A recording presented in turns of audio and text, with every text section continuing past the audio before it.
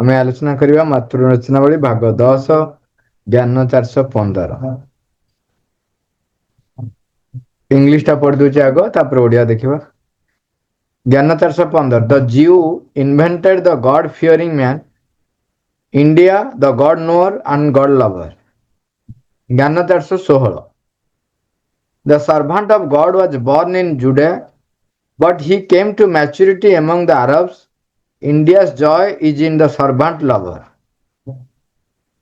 ज्ञान 417 perfect love cast out fear, but still keep thou some tender shadow and memory of the exile, and it will make the perfection more perfect। Odia लिखुଛନ୍ତି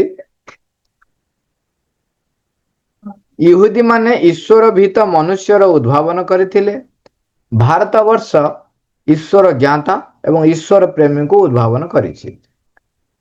ज्ञान 416 ईश्वरंकर दास जुड़ेयारे जन्मग्रहण करथिले, मात्र CA आरब मान मध्य ही परिपक्वता लाभ कला। भारतवर्ष दास दास प्रेमी रे ही आनंद लाभ कला। ज्ञान 417 परिपूर्ण प्रेम सकल भय को विदूरित कर दिए, मात्र तुम्हें तथापि से निर्वासन किंचित कोमल छाया एवं स्मृति को अवश्य साइति रखिथिब, एवं ताहा तुमर परिपूर्णता को आहुर अधिक परिपूर्ण कर दे पारिबो। ये तांकर तमाने वे ऑफ जो गॉड भगवान का आड़ को जो जीवा पाई जो से माने उपाय देखि माने जहाँ अवलंबन करिसेंती, प्रायतः सेथिरे लोक माने भयभीत हेई बा जदि एटा न कले या हबो, तेणु भगवान को बा भगवान तुमको एमती जदि एमती करिवो दंड देबे, एई प्रकारर एक भयर वातावरण सहित से माने भगवान को ग्रहण करुथिले बोली बोधे। किंतु भारत वर्षर आपण देखिबे, आमे समस्ते भी जानिचु जे विशेष करी भक्ति भाव एवं दासत्व भाव ये दुईटी अधिक विस्तार करिछि।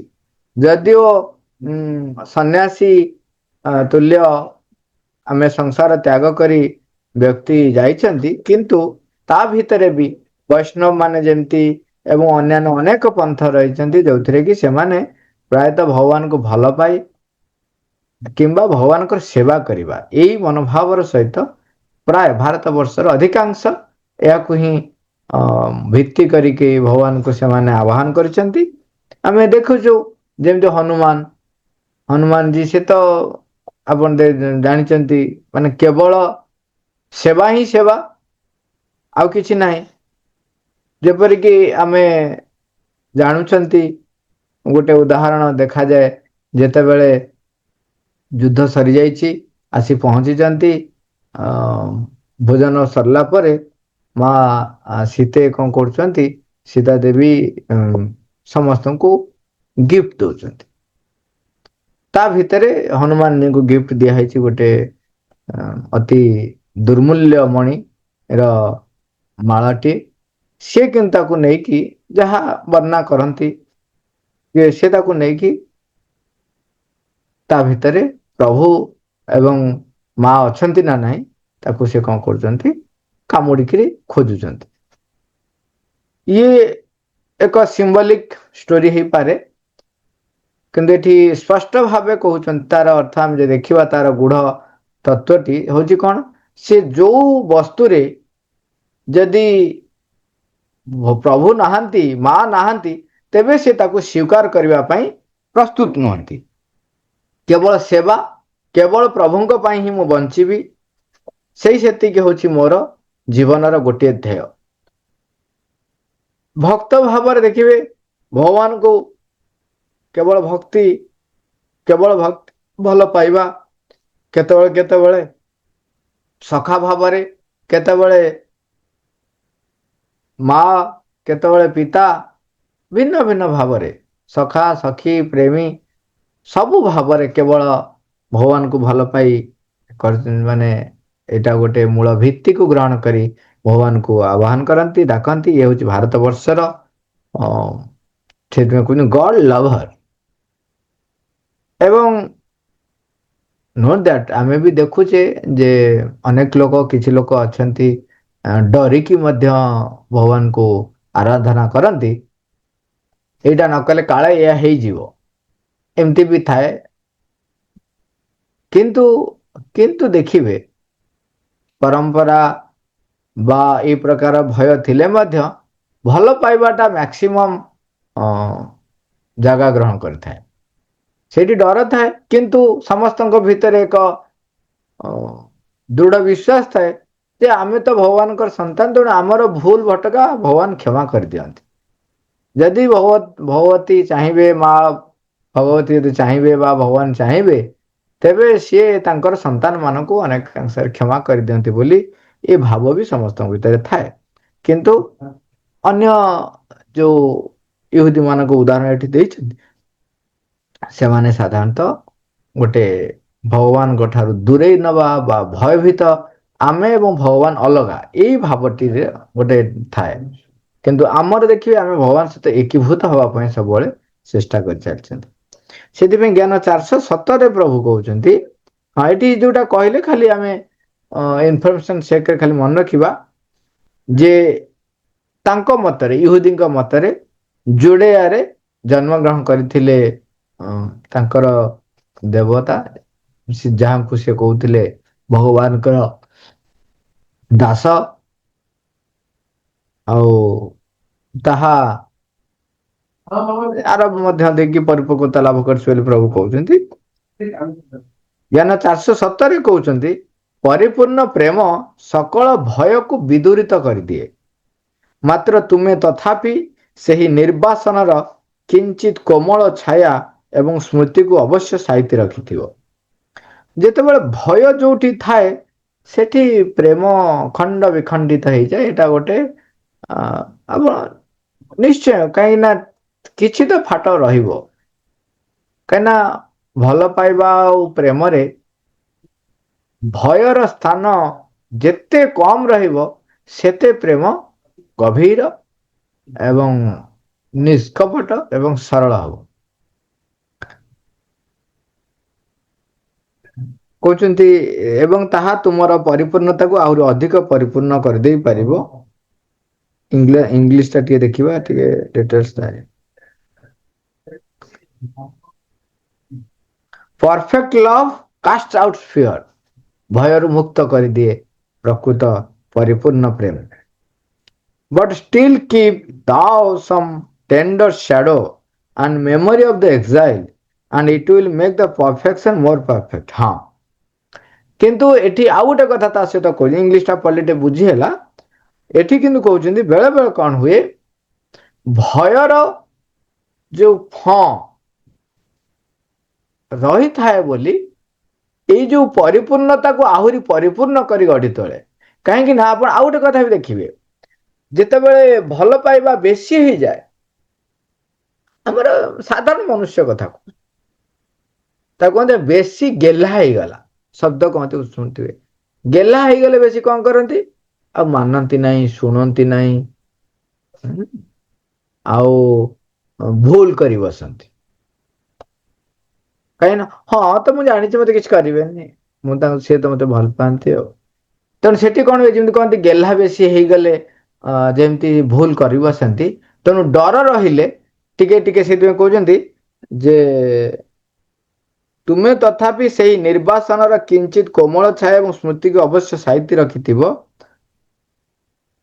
एवं ताहा तुम परिपूर्णता को आहुरी अधिक परिपूर्ण कर दे पार तेणु सी बेले बेले कौन हुए जदि मन रखा आम ताकू जे नाई आमे जदि भूल भटका करू तेबे तांको दूरे जीवार संभावना रही यही भयटा रहिले बेले बेले कौन हुए परिपूर्ण परिपूर्णता को आमे जाई परिबा तेणु देखो ये गोटे मजा कथा देखिले आप जापारे बोध हुए से जदि आमे भगवान आमर माँ होइकी आछंती बोली आमे जदि बेसी खोला हो गले ढिला हो गले कहीं ଦେଖନ୍ତୁ ଯେତେବେଳେ ଆମେ ମାଙ୍କୁ ଆହ୍ୱାନ କରିବା କଥା କୁହାହେଉଛି ସେତେବେଳେ ଅନେକ ବଡ଼ ବଡ଼ ବ୍ୟକ୍ତି ମାନେ ଯେଉଁମାନେ କହନ୍ତି ସେମାନେ କହନ୍ତି ଦେଖ ଭଗବାନ ମା ରୂପରେ ଆସିଛନ୍ତି ତେଣୁ ଆମର କିଛି ଚିନ୍ତା କରିବା ଦରକାର ନାହିଁ।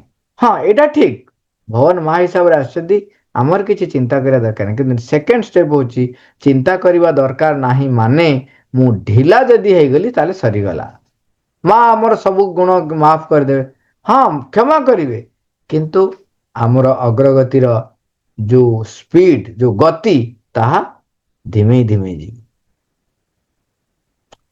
ମା ଭଗବତୀ ଆସିଛନ୍ତି ଯେତେ, ଏଇଟା ହଉଛି ରହସ୍ୟ କଣ, ମୋର ଯେତେ ପୂର୍ବ କଳୁଷ କାଳିମା ଅସାମର୍ଥ୍ୟ ଯାହା ରହିଛି ସବୁ ସତ୍ତ୍ୱେ ଯଦି ମୁଁ ନିଷ୍ଠାପର ଭାବରେ ମାଙ୍କର ହେଇଯିବା ପାଇଁ ସଂକଳ୍ପ କଲି ତେବେ ମା ଯେହେତୁ ସେ ହଉଛନ୍ତି ମା ତେଣୁ ସେ ମୋତେ ଉଠେଇ ନେଇଯିବେ। କିନ୍ତୁ ମା ମୋତେ କ୍ଷମା କରିଦେବେ ବୋଲି ମୁଁ ଯଦି ସଂକଳ୍ପ ନ କରି ସେଇ ପ୍ରକାରର କାମନା ବାସନା ଆସକ୍ତି ମୋହ ଭିତରେ ବାନ୍ଧି ହେଇ ରହି ନିଜର ଅହଂ ସ୍ୱାର୍ଥକୁ ପରିପୂର୍ଣ୍ଣ କରିବା ପାଇଁ ଅର୍ଥ କ୍ଷମତାକୁ ପ୍ରାପ୍ତ କରିବା ପାଇଁ ରାଜନୀତି କରି କରି ଚାଲୁଥିବି କିମ୍ବା ତାମସିକତା ଭିତରେ ବୁଡ଼ି ରହୁଥିବି କିମ୍ବା ରାଜସିକ ପ୍ରବୃତ୍ତିରେ ଉପଭୋଗ କରୁଥିବି ତେବେ ଅଧୋଗତି ସୁନିଶ୍ଚିତ, ପଥଭ୍ରଷ୍ଟ ସୁନିଶ୍ଚିତ। ତେଣୁ ଏଠି ଆମେ ସେଇଥିପାଇଁ ଭୟ ମଧ୍ୟ ଦରକାର ପଡ଼େ। ଜ୍ଞାନ 418 ଯଦି ତୁମର ଆତ୍ମା କେବେ ହେଲେ ପରମେଶ୍ୱରଙ୍କର ଶତ୍ରୁ ହୋଇ ତାଙ୍କର ଯୋଜନା ଗୁଡ଼ିକର ବିରୋଧ କରି ତାଙ୍କ ସହ ସଂସାରର କୌଣସି ଯୁଦ୍ଧରେ ବ୍ୟାପୃତ ହୋଇନାହିଁ ତେବେ କହିବାକୁ ହେବ ଯେ ତାହା ତାଙ୍କର ସମ୍ପୂର୍ଣ୍ଣ ଆନନ୍ଦଟିର ସ୍ୱାଦକୁ କଦାପି ଲାଭ କରିପାରିନାହିଁ। ଜ୍ଞାନ 419 ଯଦି ତୁମେ ପରମେଶ୍ୱରଙ୍କୁ ତୁମକୁ ଭଲ ପାଇବାକୁ ସୁଯୋଗ ଦେଇ ନ ପାରୁଛ ତେବେ ତାଙ୍କୁ ତୁମ ସହିତ ଯୁଦ୍ଧ କରିବା ଲାଗି ବାଧ୍ୟ କର। ତଦ୍ୱାରା ସିଏ ତୁମକୁ ଜଣେ ପ୍ରେମିକର ଆଲିଙ୍ଗନ ପ୍ରଦାନ କରିବେ ନାହିଁ ସତ, ମାତ୍ର ତୁମ ସହିତ କୁସ୍ତି ଲଢୁଥିବା ବ୍ୟକ୍ତିର ଆଲିଙ୍ଗନଟିକୁ ଦେବା ଲାଗି ସେ ଅବଶ୍ୟ ବାଧ୍ୟ ହେବେ। ଏଇଠି ଦିଟା ଯୋଉ ଜ୍ଞାନ କାରିକା ଆମେ ଶୁଣୁଛନ୍ତି 418 ଆଉ 419 ଏଥିରେ କହୁଛନ୍ତି, ପ୍ରଥମେ କହିଲେ ଯଦି ତୁମେ ଭଗବାନଙ୍କର ଶତ୍ରୁ ହୋଇନାହଁ ତେବେ ତୁମେ ସମ୍ପୂର୍ଣ୍ଣ ଆନନ୍ଦଟିର ସ୍ୱାଦଟିକୁ କଦାପି ଲାଭ କରିପାରିନାହଁ। ଦେଖନ୍ତୁ ଇଏ ଉଚ୍ଚତର ଚେତନାରେ ଥିବା ବ୍ୟକ୍ତି ବା ଉଚ୍ଚତର ଚେତନାର ଉଚ୍ଚତର ସତ୍ତାରେ ଯେଉଁମାନେ ପହଞ୍ଚିଥିବେ ସେ ଏହାର ଗୂଢ଼ ରହସ୍ୟଟିକୁ ବୁଝିପାରିବେ। ଯଦି ଦେଖିବେ ଆପଣ ଦୁଇଟି କେସ୍ରେ ପରମ ପ୍ରଭୁ ଆମକୁ ଆଲିଙ୍ଗନ କରିବେ। ଯେତେବେଳେ ଆମେ ତାଙ୍କର ସଖା ହେଇଯାଇଛୁ ବା ପୁରା ଅନନ୍ୟ ଭକ୍ତ ହେଇଯାଇଛୁ କିମ୍ବା ପୁରା ଅନନ୍ୟ ସମର୍ପିତ ଦାସ ହେଇଯାଇଛୁ ତେବେ ସେ ଆମକୁ କୋଳାଗ୍ରତ କରିବେ କିମ୍ବା ପରମ ଶତ୍ରୁ ହେଇଥିବେ, ଛୋଟ କାଟିଆ ଶତ୍ରୁ ହେଲେ ହବ ନାହିଁ। ପରମ ଶତ୍ରୁ ହବା ପାଇଁ ଆମକୁ କେତେ ନିଷ୍ଠାପର ସହକାରେ ରହିବାକୁ ପଡ଼ିବ। ଟୋଟାଲି ଭୟକୁ ତ ନିଶ୍ଚୟ ଜୟ କରିବେ, ପରମ ଶତ୍ରୁ ହେଲା ମାନେ ନିଶ୍ଚୟ ଜୟ କରିବାକୁ ପଡ଼ିବ। କୌଣସି ସାହସର ଚରମ ସୀମାରେ ପହଞ୍ଚିବାକୁ ପଡ଼ିବ ଏବଂ ଯଦି ସମର୍ପିତ ଭାବ ରହିବେ ତେବେ ବି ଆପଣଙ୍କୁ ଅତ୍ୟନ୍ତ ନିଷ୍ଠାପର ଅତ୍ୟନ୍ତ ସାହସୀ ନହେଲେ ଆପଣ ପରମ ସାହସୀ ନ ହେଇଥିଲେ ପୁରା ଦାସ ସମର୍ପିତ ଦାସ ହେଇପାରିବେ ନାହିଁ, ହେଇପାରିବେ। ଦୁଇଟି ଯାକରେ କଣ୍ଡିସନ ସେ ଗୋଟିଏ କଣ, ନିଷ୍ଠାପରତାର ଚରମ ସୀମା, ପ୍ରୟାସର ଚରମ ସୀମା, ସାହସର ପରମ ସୀମା, ଧୈର୍ଯ୍ୟର ପରମ ସୀମା। କାହିଁକିନା ସେତିକି ବଳବାନ ନ ହେଇଥିଲେ ଭଗବାନଙ୍କ ବିରୁଦ୍ଧରେ ଲଢ଼େଇ କରିବା ପାଇଁ ପୂର୍ଣ୍ଣ ପ୍ରସ୍ତୁତି ରହିହେବ ନାହିଁ। ଟିକେ କଣ ହେଲା ଆମେ ଡରିଯିବୁ ଯଦି ଗଲା ଆଉ କଣ। ଚିନ୍ତା କରନ୍ତୁ, ଶିଶୁପାଳ ଶିଶୁପାଳ ଜାଣିଛି ଯେ 100ଟା ଭୁଲ ଶ୍ରୀକୃଷ୍ଣ କ୍ଷମା କରିବେ, ତାପରେ ଆଉ ସେ କ୍ଷମା କରିବେ। ଚିନ୍ତା କରନ୍ତୁ, 100ଟା ପୁଣି ଅପରାଧ, ଏମିତି ଅପରାଧ ଯୋଉଟା କି ଅକ୍ଷମଣୀୟ ଅପରାଧ ହେଇଥିବ, ତାକୁ ସେ କ୍ଷମା କରିବେ ବୋଲି ଶ୍ରୀକୃଷ୍ଣ ପ୍ରତିଜ୍ଞା କରିଛନ୍ତି। ତେଣୁ ସେ 100ଟା ଅକ୍ଷମଣୀୟ ଅପରାଧ କରି ଚାଲିଛନ୍ତି କାହିଁକି? ଆପଣ ଚିନ୍ତା କରନ୍ତୁ, ଏତିକି କରିପାରିବେ ଆପଣ? ଏତିକି ବିରୋଧ, ଏତିକି ଶତ୍ରୁ ହେଇପାରିବେ? ହେଇପାରିବେ। କେବଳ ଗୋଟିଏ ମାତ୍ର ତାଙ୍କର ଉଦ୍ଦେଶ୍ୟ ଥିଲା ଯେ କେତେ ଶୀଘ୍ର ମୁଁ ମୁକ୍ତି ପାଇବି, ଯେତେ ଶୀଘ୍ର ମୁଁ ଅଧିକରୁ ଅଧିକ ଅପରାଧ କରି ଚରମ ସୀମାରେ ପହଞ୍ଚିବି, ଶେଷକୁ ଶ୍ରୀକୃଷ୍ଣ ମତେ ହତ୍ୟା କରିବେ। ଇଏ ହଉଛି ଅକଲ୍ଟର ସୂକ୍ଷ୍ମ ସ୍ତରର ପ୍ରସ୍ତୁତି, ଯୋଉଟା କି ବାହ୍ୟ ଭାବରେ କେହି ଜାଣିପାରିବେ। ଏଇ ଶରୀର, ଏଇ ସମ୍ପର୍କ, ସେଗୁଡା କେହି ଜାଣିପାରିବେନି। ଯିଏ ମୁକ୍ତି ପାଇବ, ସିଏ ତାର କଣ କରୁଛି, ଏ କାମ କରି ଚାଲିଛି। ତେଣୁ ମିତ୍ରତାର ସ୍ୱାଦ ଆପଣ ପାଇବେ, କିନ୍ତୁ ଶତ୍ରୁ ହେଲା ପରେ ସେତେବେଳେ ଆପଣଙ୍କୁ ହତ୍ୟା କରିବା ପାଇଁ ଆଉ ଗୋଟେ କଥା ବି ହୁଏ। କଣ? ଯେମିତି ରାବଣ କହିଲେ, ମନ୍ଦୁଧରି ତାକୁ କହୁଛନ୍ତି, ତମ ଭଳିଆ ହତଭାଗା ମୁଁ ଦେଖି ନାହିଁ, ଯିଏ ତାର ବଂଶକୁ ବୁଡେଇ ମାରିଲା। ସମଗ୍ର ପ୍ରଜା ଯୋଉମାନଙ୍କର ଦାୟିତ୍ୱ ନେଇଥିଲା, ସେମାନଙ୍କୁ ମୃତ୍ୟୁ ମୁଖକୁ ଠେଲିଦେଲେ। ଏଇଭଳିଆ ହତଭାଗା ମୁଁ ଦେଖିନି। ସେ କହିଲେ, କଣ ହେଲା, ମୁଁ ହତଭାଗା? ଆରେ ଯାହାର ବାଡିରେ ବସିଛନ୍ତି ମା ଜନନୀ, ମା ଦିବ୍ୟ ଜନନୀ ଭଗବତୀ ବସିଛନ୍ତି କୋଉଠି? ଆମ ବଗିଚାରେ। ଏବଂ ଲୋକେ ଭଗବାନଙ୍କୁ ନାମ ଜପ କରନ୍ତି। ଭଗବାନ ମତେ ମାରିବେ ବୋଲି ମୋ ଘରେ ଆସି ପହଞ୍ଚି ମୋ ନାମ ଜପ କରୁଛନ୍ତି। ମୋ ବାଡିରେ, ମୋ ବଗିଚାରେ ଦିବ୍ୟ ଜନନୀ, ଆଦି ଶକ୍ତି, ପରମା ଜନନୀ ବସିଛନ୍ତି ଏବଂ ମୋ ପଡିଆରେ ଭଗବାନ ନିଜେ ମୋ ରାହା ଅନେଇ ବସିଛନ୍ତି। ଆଠାରୁ ଆଉ କଣ ହେଇପାରେ? ଆଉ ଭାଗ୍ୟ, ଏ ଭାଗ୍ୟ କାହାର ଥାଇପାରେ? ଦେଖନ୍ତୁ, ଇଏ ସେଇ ଲେବୁଲରେ ପହଞ୍ଚିବାଟା ତ ସହଜ ନୁହେଁ। ସେଇଥିପାଇଁ ଅନେକ ବାଛନ୍ତି ଭକ୍ତିର ମାର୍ଗକୁ। ସେଥିପାଇଁ କହୁଛନ୍ତି, ଶତ୍ରୁ ହେଲେ କଣ ହବ, ତୁମକୁ ଜଣେ ପ୍ରେମୀଙ୍କର ଆଲିଙ୍ଗନ ପ୍ରଦାନ କରିବେ ନାହିଁ ସତ, ମାନେ ପ୍ରେମିକ ଭଳିଆ ତମକୁ ଆଲିଙ୍ଗନ କରିବେନି, ଏହା ସତ୍ୟ, କିନ୍ତୁ କୁସ୍ତି କରିବା ପାଇଁ ତ ତମକୁ କୁଣ୍ଢେଇକି ଧରିବେ ନା, ଜାବୁଡିକି ଧରିବେ କେହି, ଜାବୁଡିକି ଧରିବେ। ମାନେ ପ୍ରେମିକ ଆଲିଙ୍ଗନ ହେଲେ ଟିକେ ନରମ ହେଇକି ଧରିବେ, କିନ୍ତୁ କୁସ୍ତି କରିବା ପାଇଁ ତମକୁ ମାନେ ମାରିବା ପାଇଁ ପୁରା ଜାବୁଡିକି ଧରିବେ। ମାନେ ଅଧିକ ମାନେ କହନ୍ତି କଣ, ଆବେଶରେ ମାନେ ଆଲିଙ୍ଗନ ସେ କରିବେ। ଦେଖନ୍ତୁ, ସେଇ ବାଟ, ସେତେ ବାଟ ଆମେ କେହି ତ ପହଞ୍ଚି ପାରିବା ନାହିଁ। ସେ ପ୍ରକାରର ଭାଗ୍ୟ ନାହିଁ। ଯେମିତି କହନ୍ତିନି, ରାବଣକୁ ସିନା ସିଧାସଳଖ ହନୁମାନ ମାରିବା ପାଇଁ ଗଲେ ଶ୍ରୀରାମ ମନା କରିଦେଲେ। କାହିଁକି? ଆରେ ଯୋଉ ଟୁକୁରା ମୁକୁରାଙ୍କୁ ମାର, ସିଏ ମରିବ ମୋ ହାତରେ, କାହିଁକିନା ମୋ ହାତରେ ମଲେ ସେ ମୁକ୍ତି ପାଇବ। ଅନ୍ୟ ଯୋଉମାନେ ମଲେ, ଯୋଉମାନେ ଶ୍ରୀରାମଙ୍କ ହାତରେ ମରିଲେ ନାହିଁ, ସେମାନେ ଭାଗ୍ୟ ହେଇନାହିଁ, ଭାଗ୍ୟ ପାଇନାହାନ୍ତି ଏ ଭଗବାନଙ୍କ ହାତରେ ମରିବା ପାଇଁ। ତାମାନେ କେତେ କେତେ ଜନ୍ମର ତପସ୍ୟା କରିଥିଲେ ଯାଇ ଭଗବାନ ହାତରେ ମରିବ, ଯଦି ଦେଖାଯାଏ ସେଇଭଳିଆ। ତେଣୁ ଆମେ ଭଗବାନ ସହିତ ଏକାତ୍ମ ହବା ପାଇଁ ଚେଷ୍ଟା କରିବା।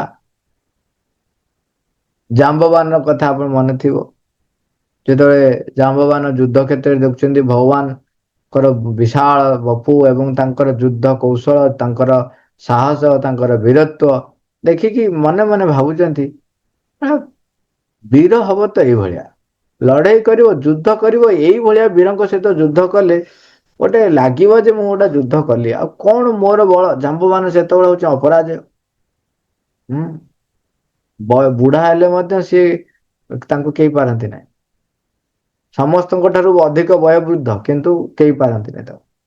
ସେ ଯୋଉ ଏଇ ଟିକକ ଭାବିଦେଲେ, ଯେତେବେଳେ ଶ୍ରୀରାମ ଶରୀର ତ୍ୟାଗ କରିବାକୁ ଯାଉଛନ୍ତି, ଜାମ୍ବାନ କହୁଛନ୍ତି ଆଜ୍ଞା ପ୍ରଭୁ ଆମେ ତାଙ୍କ ସହିତ ଯିବୁ ଆପଣଙ୍କ ସହିତ। ନା ନାଇଁ ନାଇଁ ନାଇଁ, ଆପଣଙ୍କୁ ରହିବାକୁ ପଡିବ, କାହିଁକିନା ଆପଣ ମତେ କହିଛନ୍ତି। ଆପଣ ଭାବିଥିଲେ ଆପଣଙ୍କର ଗୋଟେ ଆଶ କାମନା ରହିଯାଇଛି, ସେ କାମନା ପୂର୍ଣ୍ଣ ନହେଲେ କେମିତି ଯିବେ? ରହିଥାଉ, ଆର ଯୁଗରେ ମୁଁ ଶ୍ରୀକୃଷ୍ଣଙ୍କ ରୂପରେ ଆସିଲେ ଯାଇକି ତମର ମୁକ୍ତି ହବ। ତେଣୁ ଆର ଜନ୍ମ ପର୍ଯ୍ୟନ୍ତ ସେ କହିଲେ କଣ ନା ତମେ ମନେ ମନେ ଭାବିଥିଲ କୁସ୍ତି କରିବ ତ ଲଢେଇ କରିବ ତ ଏଇଭଳିଆ ବୀରଙ୍କ ସହିତ ଲଢେଇ କରିବ, ତେଣୁ ଏ ଜନ୍ମରେ ତ ତମେ ମୋ ସହିତ ଲଢେଇ କରିପାରିବ ନାହିଁ, ତେଣୁ ଆର ଜନ୍ମକୁ ରହିଥାଉ। ଆଉ ଛୋଟ ଛୋଟ ଭାବନାକୁ ମଧ୍ୟ ପଢିକି ରଖନ୍ତି ଏବଂ ଆମର ଯୋଉ ଇଚ୍ଛାକୁ ସେ ପୂରଣ କରନ୍ତି। କାହିଁକି ଆମେ ଭାବିବା ନାହିଁ, କାହିଁକି ଆମେ ଇଚ୍ଛା କରିବା ନାହିଁ ଯେ ମା ମତେ କୋଳେଇ ନଉଛନ୍ତି, ମା ମତେ ଆଲିଙ୍ଗନ କରୁଛନ୍ତି, ମା ମତେ ମୋର ସବୁ ଦାୟିତ୍ୱ ନେଇଯାଇଛନ୍ତି, କାହିଁକି ଭାବିବି ନାହିଁ? ମା, ଥ୍ୟାଙ୍କ ୟୁ ଅଲ୍, ହର